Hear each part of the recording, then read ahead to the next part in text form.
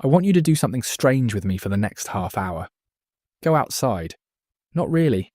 Stay where you are, but in your mind. Go stand at the end of your own driveway and turn around and look at your house. Look at it the way a stranger would, the gutter you keep meaning to fix, the window of the room nobody uses anymore, the porch light you leave on out of habit for somebody who doesn't live there. That building is the most spiritually significant piece of real estate in your life. And I guess you've never once thought about it that way. We're going to walk through it together. 12 rooms, 12 places. And in every one of them, there's a verse that belongs there. Not floating in the air somewhere. Not on a list you'll lose, but tied to a floorboard so that 6 months from now you can't stand at your own kitchen sink without it coming to mind. That's the point of doing it this way. You've read these verses before. You've probably read all 12. Reading them again in a row won't change anything, and I'm not going to insult you by pretending it will. But a verse with an address is different. A verse with an address ambushes you. So, standing in the driveway, let's start with the ground it's sitting on. Standing in the driveway. Unless the Lord builds the house, those who build it labour in vain. Psalm 127:1. Solomon wrote that, which is almost funny when you think about it. The man who built the temple. 7 years, 30,000 men. Cedar hauled down from Lebanon. Stone cut so precisely they didn't hear a hammer on the site. Nobody in the ancient world knew more about the labour that goes into a building. And he says, unless the Lord does it, all of that is nothing. The word for house there is bayith, and it means both things at once. The structure and the family living in it. In Hebrew, you can't separate them. The building and the marriage are one word. Now look at what you built. 30, 40, 50 years of labour. The down payment you scraped together. The mortgage you finally burned. The roof twice. The furnace 3 times. The bathroom you did yourselves and still argue about. The children you raised inside those walls and the money you didn't spend on yourselves so they could go somewhere. All of that is real work, and none of it is what held this up. I'd like you to think about the year that should have ended you. Every long marriage has at least one. The diagnosis, the layoff, the thing your son did, the 6 months you don't talk about even now. You survived it, and you've mostly filed it under, we got through it. You didn't get through it. You were carried through it, and you were too busy carrying to notice. Stand there a second longer before we go in. At the front door. As for me and my house, we will serve the Lord. Joshua 24:15. You've seen this one on a plaque. Probably in somebody's entryway, in cursive next to a bowl of keys. Hear when he actually said it. Joshua's 110 years old. This is the last speech of his life. He dies 4 verses later. He's standing in front of a whole nation, and he does something no preacher today would dare. He lays out their options honestly. You can serve the gods your fathers served on the other side of the river.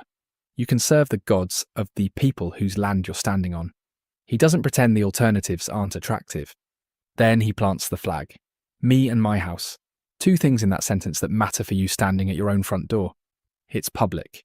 He says it out loud in front of everybody, which means he can be held to it. That's the difference between a conviction and a decision. One lives in your head where nobody can check it. And it's future tense.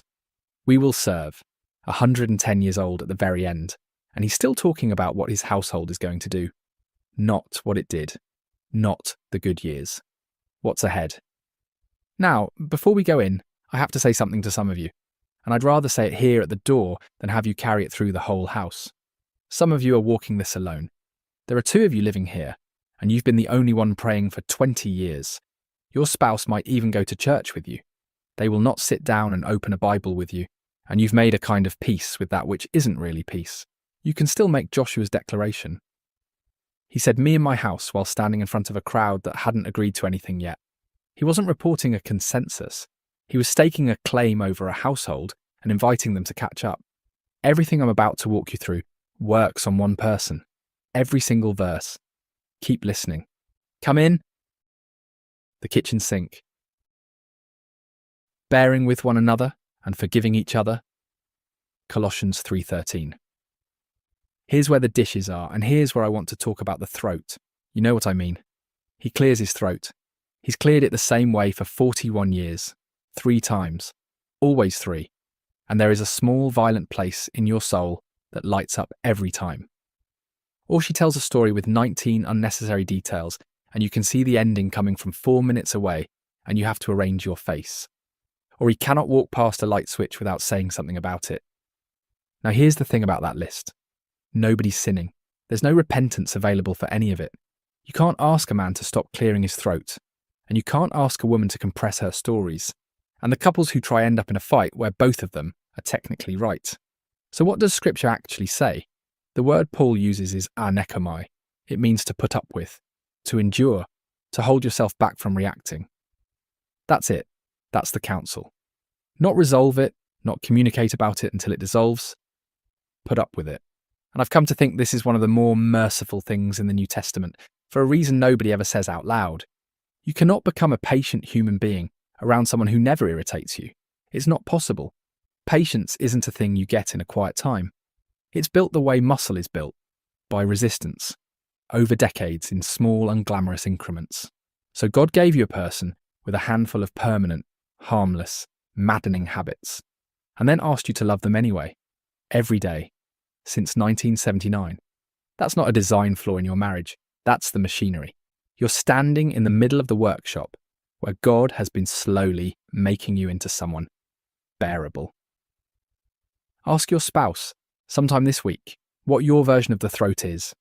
They'll know instantly. That's the funny part. They've known for years and they've been putting up with it, quietly, the whole time. The table. Let every person be quick to hear, slow to speak, slow to anger. James 1:19, sit down. James gives you 3 things and the order isn't decoration. It's a chain. Hearing slows the speaking. Slow speaking cools the anger, which means James thinks anger is downstream of listening. And if you fix the first one, you never have to manage the third. Here's how this breaks at your table specifically. You stop listening because you already know. That's the honest version. You've heard the story. You can identify the sentence from the first 4 words and predict where it lands, so you're not listening. You're waiting. Composing. Ready to answer the version you've already assembled in your head. And 9 times out of 10, you're right. That's what makes it impossible to quit. But the 10th time she was telling you something new. Something she'd been working up to for a while, maybe since Tuesday. And you answered the old thing, the way you always do. And she looked at her plate and said, never mind, it's nothing. You've heard, never mind, it's nothing, at this table. You have. That's where distance in a marriage comes from, not the fights. The fights are loud and they get resolved. It's the 10th time, over and over, until one of you simply stops starting. Tonight at supper, when they begin a story you're sure you've heard, let them finish it anyway. The desk where you open the bills. Love keeps no record of wrongs. 1 Corinthians 13:5. This is where the accounts live. The checkbook drawer, the folder, whatever you use. The place in your house where you keep track of what's owed. Paul's word here is an accounting term, logizomai. It's what you do when you enter an item in a ledger. Same word Romans uses for God crediting righteousness to a man's account. Bookkeeping language, straight through. So the verse says plainly, love does not keep books on people. And you keep books. I know you do, because everybody married more than 10 years does. You've got entries going back decades. What he said at your mother's funeral. What she did with the money in 97. The Christmas he chose his brother. The remark she made in front of company that you laughed off and have never once forgotten. You don't bring them up much. You don't need to. They're on the books and both of you know the balance. And in the middle of a bad night, you can produce a receipt from 1994 with the date on it. That's why we keep the ledger. It's not sentimentality, it's ammunition. Now I want to head off the objection because it's a fair one. How am I supposed to stop remembering? You're not. Nobody's asking you to develop amnesia, and any preacher who tells you godly people forget is selling something. The word isn't forget. The word is reckon. Stop treating it as a debt that's still outstanding. Stop carrying it as a balance that can be called in. You can remember an entry and close the account. Those are 2 different acts. Some of you have one entry that's much bigger than the others, and you know exactly which one it is, and you flinched a little when I started this section. Don't try to close that one alone on a Tuesday night, but close it this year. In humility, count others more significant than yourselves. Philippians 2:3. Strange place for a verse. Stay with me. This is the one room in the house where you're guaranteed to look at yourself every day, and this verse is about exactly what happens when you do. Count is a reckoning word again. Do the math and put them above you. Here's the marital version, and it's very specific. In every disagreement, there's a moment, usually about 90 seconds in, where you can see their point. It registers. Something in you goes, oh, he's not entirely wrong, and you decide not to concede it, because conceding costs you something. Position, face, the argument. Counting them more significant means that in that moment, you let them have it. I want to say something to the men here, because I've watched this go wrong for a long time. Somewhere along the line, a lot of us got the idea that leading a home meant winning in it. It never meant that. Read the next two verses. Paul's reason is Christ, who had every right to hold his position and let it go anyway. If that's the model, then the head of a house is the one who concedes first, which means the most spiritually serious thing that will happen in your home this month might be you saying, you're right before you're forced to. Look at yourself in that mirror and ask which of you concedes more. You already know the answer. You knew it before I finished the sentence. Short, 30 seconds, real. The room in your own house where you learned one of these the hard way. Name the room, name the year, name what was said. Keep it unflattering. The version where you were the one in the wrong is the one people believe. The car in the garage. A soft answer turns away wrath, but a harsh word stirs up anger. Proverbs 15:1. I put this one in the car on purpose. Think about where your worst conversations have happened, not the kitchen. The car, because in a car neither of you can leave, neither of you has to make eye contact, and there's a long, straight stretch of road with nothing to do but continue. Solomon's word for soft is rack. It's a word for something tender to the touch. And notice it's a soft answer. He's not telling you to agree. The content can be a flat disagreement. It's the delivery he's talking about. Because here's what almost nobody realises about their own marriage. The damage isn't usually in the content. Take the worst argument you've had in the last 5 years and imagine it typed out on a page. Just the words. It would look nearly reasonable. Two people with different opinions about a real thing. The words weren't the problem. It was the pause before you answered. It was the little laugh. It was the way you said their name. So here's the smallest assignment in this whole house, and I think it might be the most powerful.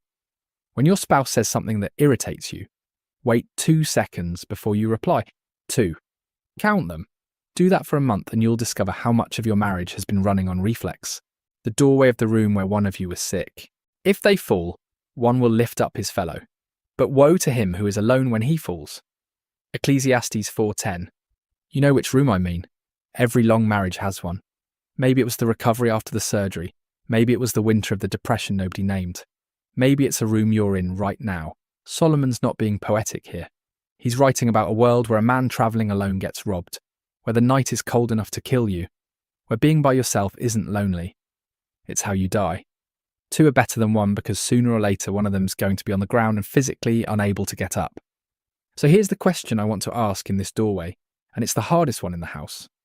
Which one of you does the lifting? You know, it's not even close. In most long marriages, there's a designated strong one, and everybody in the family knows who it is, including the grandchildren. And here's what I've watched happen for years. That person has never once been carried.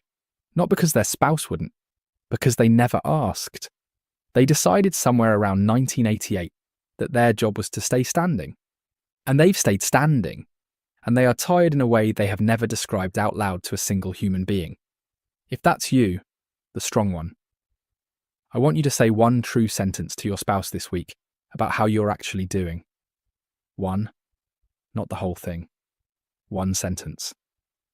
And if that's not you, then your job is to ask and then to be quiet long enough for a real answer to come out. It'll take longer than you think. Let it be uncomfortable. The room that used to be a child's. These words shall be on your heart. You shall teach them diligently to your children, and shall talk of them when you sit in your house. Deuteronomy 6:6-7. It's a guest room now, or an office, or it's exactly the way she left it, which is its own kind of thing. The Hebrew word behind teach diligently is shanan, and it means to sharpen, to whet a blade. It's repetition against a surface until an edge appears. That's what Moses is describing. Not a lesson, 1,000 passes, And look where he says it happens. When you sit in your house, when you walk by the way, when you lie down, when you rise. 4 ordinary moments, and not one of them is a formal teaching setting. He's describing a house where God comes up in the middle of things. Now, some of you are standing in that doorway with a specific grief, and I'm not going to talk around it. They don't walk with the Lord. You raised them in the church, you did the family devotions, or you meant to, and mostly didn't. And either way, here you are, and they're 44, and they don't believe any of it. And you've done the arithmetic on this 1,000 times in that doorway, and every version of the arithmetic ends with your name in it. 2 things, and then we'll move on. The sharpening Moses talks about is a lifetime process, and yours isn't over. There is not one word in Scripture that says the work stops when they turn 18 and move out. You have influence you've retired from using because you assumed the window closed. It didn't close. And the second thing, this house is still teaching. They come back. Thanksgiving or when something goes wrong, and they walk into this house and they see how their mother and father talk to each other at 72. That's a lesson. It's being delivered right now, whether you're conscious of it or not. And it may be the loudest sermon you have left. Something I want to tell you before we finish the house. I've been giving you the short version of every one of these. You can probably feel it. Each of these has an hour underneath it, and what I've handed you today is the top layer. Enough to change a room, not enough to change a year. So let me tell you what I built for the people who want the rest. It's called Founding Member. It's the library. Every video lesson we've made. The long ones. The ones that go through a passage word by word instead of in 6 minutes. All of it opens the day you join, and everything we make after that comes with it. Here's the part that matters at your age, and I'd want to know it if I were you. It doesn't go away. It isn't a channel that can get flagged, or an algorithm that decides tomorrow this kind of teaching isn't allowed anymore. It's a place. You go there in the morning with your coffee, and it's the same place it was yesterday, and the same place it'll be in 5 years. Nobody takes it away from you. The price locks the day you join and stays locked for as long as you stay. Not this year's price, your price, permanently. That's what founding means, and it's why there are only 1,000 seats. When they're gone, that's the end of it. And I'll tell you what I actually want, which is this. The 2 of you at that kitchen table, going further into a passage than you've ever gone, and one of you looking up in the middle because something landed. That's the household this is for. Not a perfect one. A quiet one with the book open more often than it's shut. Links below. Look at it after we're done, not now. 2 rooms left, and they're the 2 that matter most. The hallway at 3 a.m. Be angry and do not sin. Do not let the sun go down on your anger. Ephesians 4:26. One of you is out here. It's dark, the house is ticking, and you came out because you couldn't lie there next to them 1 more minute. Notice what Paul permits first. Be angry. It's allowed. He doesn't tell you not to be angry with your spouse. He assumes you will be, and he doesn't call it sin. He puts the whole weight on what you do next. And what he says is, put a clock on it, not resolve it. He doesn't say settle every dispute before bed. And I'm glad because some things can't be settled in an evening, and forcing it just produces a phony treaty at 11:40 at night that neither of you believes. He says don't let the sun go down on the anger itself, the hot part, the part that wants them to hurt a little. There was a couple I knew, married 61 years, and their entire rule was that they said goodnight. That's all. Not resolved, not apologised, not explained. The word good night out loud, even on the nights it came through gritted teeth and fooled absolutely nobody. 61 years. Go back down the hall. You don't have to fix it. Say the word. The bed. Therefore a man shall leave his father and his mother and hold fast to his wife, and they shall become one flesh. Genesis 2:24. Last room and the oldest verse in the house. This one's from before there were houses. 3 verbs. Leave, hold fast, become. Nobody notices the middle one. Dabak. It means to cling, to stick. It's the word you'd use for glue. And elsewhere in the Old Testament it's used for skin clinging to bone. It's not a feeling, and it's not a legal arrangement. It's a grip. It's the thing you do with your hands when the boat is moving. But it's the 3rd verb I want to leave you with, and it's the reason I put this one last. Become. You did not become one flesh at that altar. Whatever happened that day, it wasn't completion. Genesis puts it in the future tense. They shall become. And it's been true every year since, which means the two of you have been becoming one flesh for 4 decades, and you'll be becoming it the week one of you dies. Here's why that matters tonight. Somewhere along the line, the two of you quietly decided the marriage is what it is. The shape's set. You know each other, the pattern's fixed, and whatever's left is maintenance. That is not what this verse says. There is more of this available to you at 74 than you have currently received. Not a better version of the past. Something you have not had yet. You know each other's habits. You know the footsteps in the hall, the tone that means don't ask, how she takes it, what he's like on the second day of a headache. What you don't know is each other's soul, what she's afraid of at 4 a.m, what he's never forgiven himself for, what either of you actually expects when this is over. 12 rooms, 12 verses. Do this and in a year you'll know. And two people who know each other's souls have something that doesn't depend on health, or money, or how many years are left in the account. 10 seconds. Where you're standing right now, or the last thing your spouse said to you today. Ordinary is the goal. They're in the other room right now, or asleep, or at the store. Start at the sink. It's the easiest one and nobody has to say anything solemn to begin. You're not finished becoming